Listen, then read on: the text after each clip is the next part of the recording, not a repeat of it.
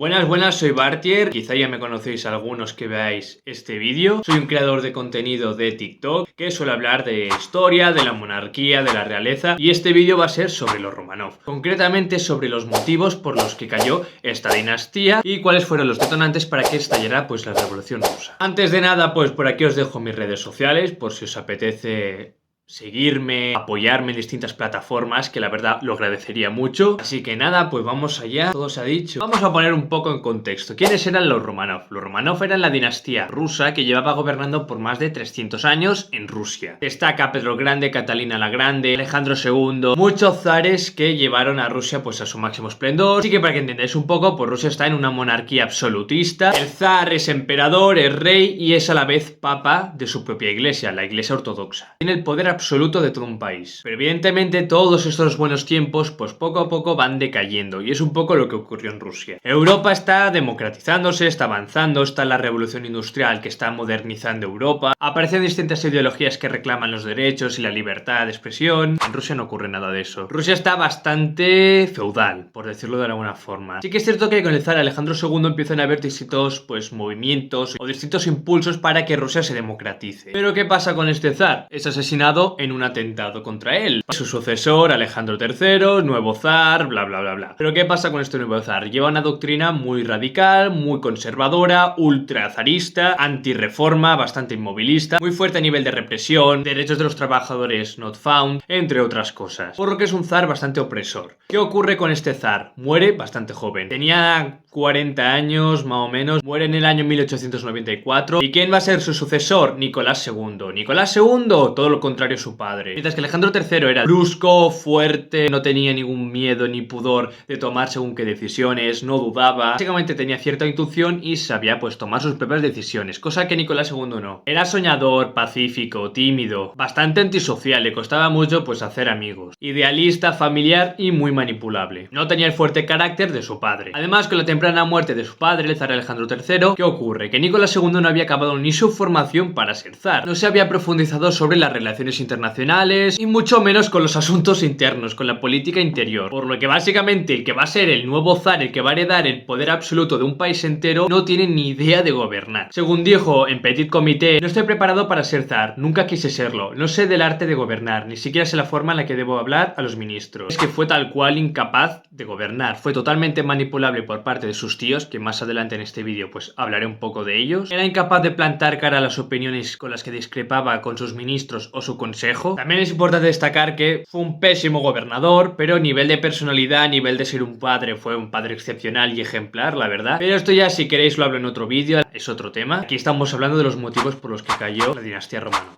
Así que vamos a centrarnos un poco en el tema. ¿Por qué motivos cayó la dinastía Romanov? De forma muy resumida, sin explayarme tanto. Los motivos por los que cae los Romanov y estalla la revolución rusa es ni más ni menos por la ineficacia del gobierno de Nicolás II. La falta de formación del zar, la tragedia de Yodinka, la guerra ruso-japonesa, la autocracia, la ineficacia de las dumas, los inmovilistas, el domingo sangriento, la enfermedad del zarevich Alexei, Rasputín y la Primera Guerra Mundial. A continuación, señores, vamos a ir detalle por detalle explayándonos un poco más sobre este tema. Número 1. La falta de formación del zar. Número 2. La ineficacia del gobierno. A la que Nicolás II fue coronado en el 1896, pues fue asesorado por una serie de consejeros. ¿Quiénes eran estos consejeros? Pues ni más ni menos que familiares, amigos o parientes de la familia. Eran básicamente pues grandes duques como Vladimir, como Sergei Alexandrovich, como Alexei Alexandrovich, todos básicamente parientes del zar, que van como a asesorarle, aconsejarle, ayudarle a tomar según qué decisiones. Pero ¿qué pasa con esta gente? Esta gente eran los mismos que aconsejaban al zar Alejandro III.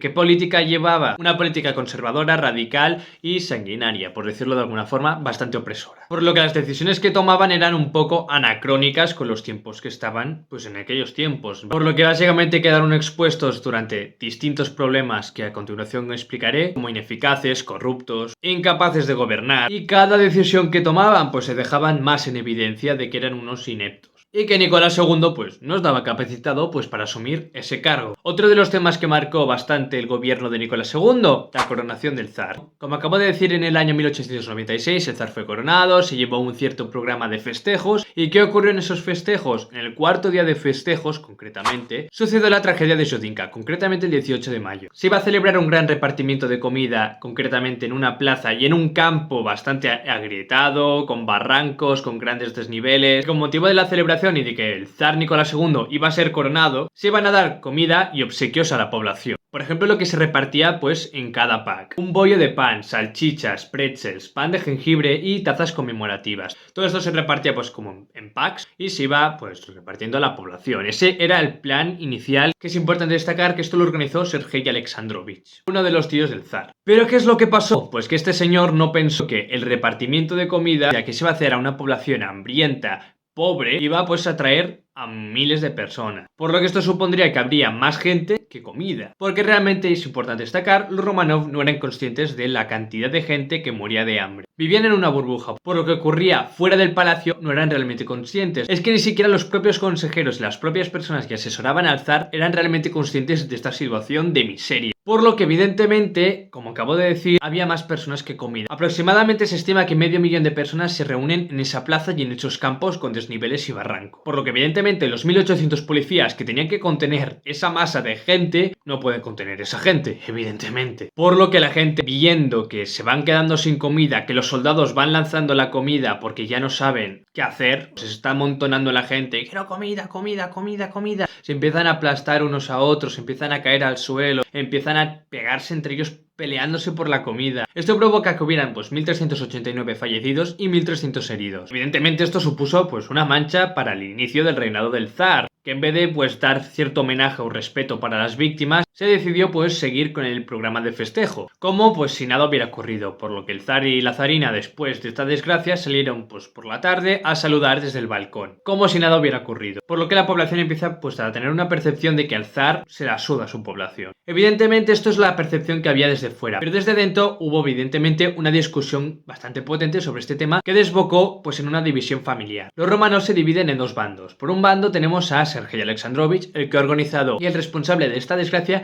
evidentemente respaldado por Vladimir Alexandrovich, Alexei Alexandrovich y otros tíos del zar Nicolás II, y por otro bando, Nicolás Mikhailovich y sus hermanos. Mientras que el bando de Sergei Alexandrovich cierra filas, apoyo total a Sergei Alexandrovich, como si él no hubiera hecho nada mal, y encima pues se ponen a amenazar al otro bando. En cambio, el bando de Nicolás Mikhailovich lo que reclama es la dimisión de Sergei Alexandrovich y que se frene pues el programa de festejos. ¿Qué pasa con Nicolás II frente a esta crisis? Pues se deja convencer pues por sus tíos y mantiene a su tío Sergei Alexandrovich en su cargo, a la vez que también sigue con el programa de festejos como si nada hubiera ocurrido. Que esto supone un gran problema, ya que a partir de aquí empiezan a apodar a Nicolás II como el sangriento. Otro de los motivos que dejó en evidencia la ineficacia de este gobierno y probablemente uno de los detonantes de la revolución fue ni más ni menos que la guerra ruso-japonesa. Este conflicto fue súper breve, pero supuso una gran crisis económica y política para Rusia, además de una humillación internacional. Empezó el año 1904 y acaba el 1905, una guerra de menos de un año. ¿Pero por qué Rusia y Japón inician una guerra? Cómo no, el zar Nicolás II, influenciado por los demás, concretamente en este caso por el Kaiser alemán Guillermo II, su primo, y cómo no aconsejado por sus tíos, los consejeros evidentemente corruptos e inmovilistas, deciden que es una buena decisión extenderse por Asia. Básicamente como marcar pechito en frente de las potencias occidentales. Piensan que rivalizando con las potencias imperialistas demostrarán que Rusia está, bueno,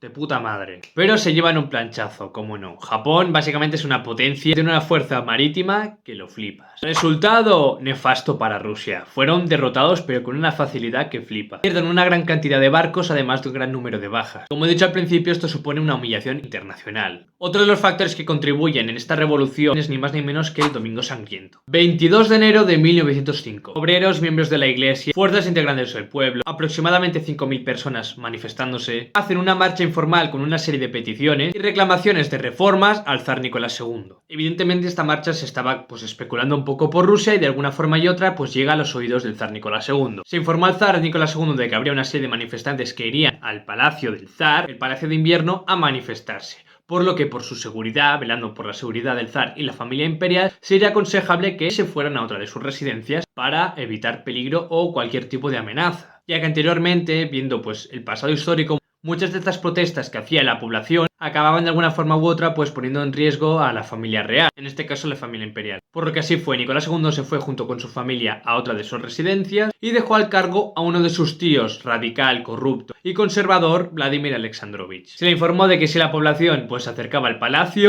pues abrirían fuego. ¿Qué ocurrió con esta manifestación? Fue una manifestación totalmente pacífica donde se estaba cantando y aireando pues viva el zar, se llevaba simbología zarista. Básicamente la población fue con todo tipo de respeto a manifestarse frente al Palacio de Invierno. Pero ¿cuál fue el problema? Que la población se estaba acercando demasiado al palacio, por lo que cuando ya estaban a 100 metros del Palacio de Invierno, los cosacos abrieron fuego, por orden de Vladimir Alexandrovich. Con esto murieron 1000 personas y hubo 800 heridos. Las víctimas, niños, ancianos, heridos, porque lo peor de todo fue que en el frente de esta manifestación pusieron a los niños, a las mujeres y a los ancianos a breve para que se viera pues que iban con todo son de paz. El zar que tanto admiraban y tanto querían, el enviado de Dios, iba a ser capaz de cargar contra su pueblo. ¿Qué supuso el Domingo Sangriento? Hubo sublevaciones y huelgas, la radicalización del pueblo y el inicio de la revolución. El apodo de Nicolás el Sangriento se extiende por toda Rusia después de los pasados acontecimientos y el zar Nicolás II, con tal de pues calmar esta situación, firma el Manifiesto de Octubre. ¿Qué es este manifiesto? Se conceden derechos civiles como la libertad de expresión y la legalización de partidos políticos. Además crea la Duma, Asamblea Legislativa del Imperio Ruso, donde básicamente el pueblo tendrá pues cierta representación a la hora de tomar ciertas decisiones. Dicho así, esto suena muy bien, pero como voy a explicar ahora, no fue todo tan maravilloso como parece este tipo de reformas. Como he dicho antes, Nicolás II se decantó mucho por la línea autocrática, se dejaba aconsejar por personas ultra conservadoras, ultra radicales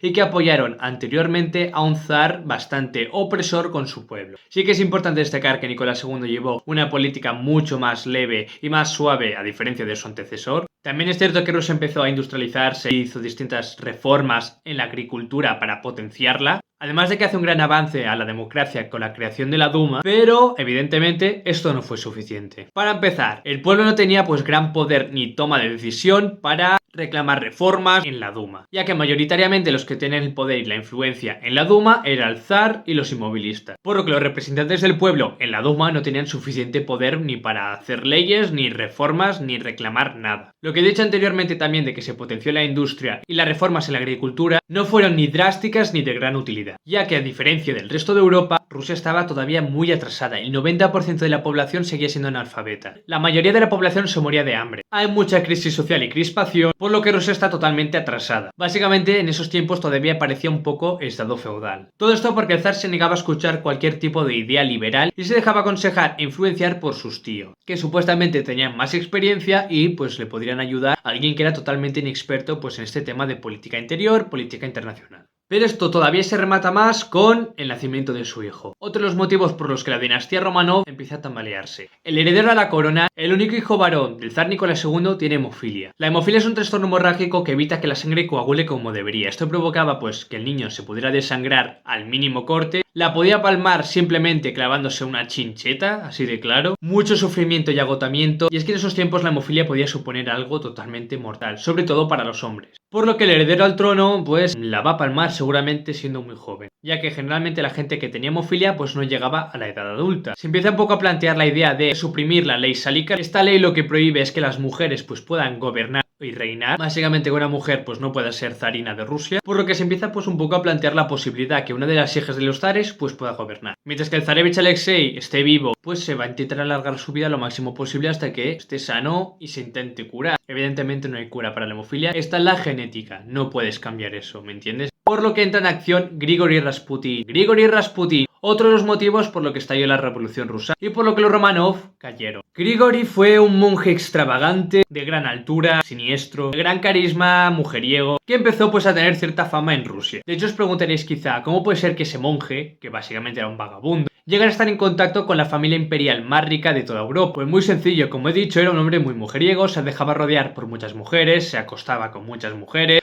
llegó de hecho incluso a muchas mujeres, por lo que una de esas mujeres que se juntó con Rasputin era ni más ni menos que la criada de la zarina Alejandra, por lo que dijo que ese señor era un místico, tenía poder y quizá pues podía curar de alguna forma u otra a su hijo, por lo que le dan esta oportunidad de que pues salve a su hijo, ya que los médicos pues no pueden curar al niño, las hemorragias, ni no pueden hacer nada, por lo que, mágicamente, entre comillas, Rasputin empieza a parar las hemorragias del niño. Se empiezan a pensar que Rasputin es, bueno, un mago. Ya anteriormente se pensaban que tenía ciertos poderes místicos como la adivinación y las predicciones, pero con esto se remata, ya que es el único que puede calmar las hemorragias del heredero al trono. Por lo que la zarina empieza a verlo pues como una especie de enviado de Dios, llegando a un punto de que se pone a intimar con él, está básicamente todo el día con él, pensando en él, escribiéndose cartas, poniéndose en contacto con él, llegando a una confianza de ir a visitar a las hijas de los zares que estaban en comisión en sus habitaciones. Está totalmente cegada, o sea, piensa que ese señor le va a curar y va a salvar a su propio hijo. Evidentemente esto no es así, por lo que empieza a manipular al zar Nicolás II a través de su esposa, llegando a tomar decisiones sobre guerra, sobre política, que se llega a cambiar 20 ministros en menos de un año, y empieza a perderse todo el prestigio que tenía la monarquía. De hecho, Grigori Rasputin se ganó tanto odio y descontento por parte de la población que se lo cargaron unos aristócratas. Y imagínate que hasta la clase alta estaba hasta los huevos de este señor. Y la gota que colmó el vaso y desbocó en la Revolución Rusa fue la Primera Guerra Mundial. En el año 1914 estalla la Guerra Mundial. Al inicio Rusia empieza a ganar todas las batallas, empieza a derrotar a Austria, a Alemania, pero a la larga una guerra puede llegar a ser muy costosa. Esto empezó a provocar grandes crisis económicas, crisis sociales, crisis política en Rusia, pero a unos extremos muy exagerados.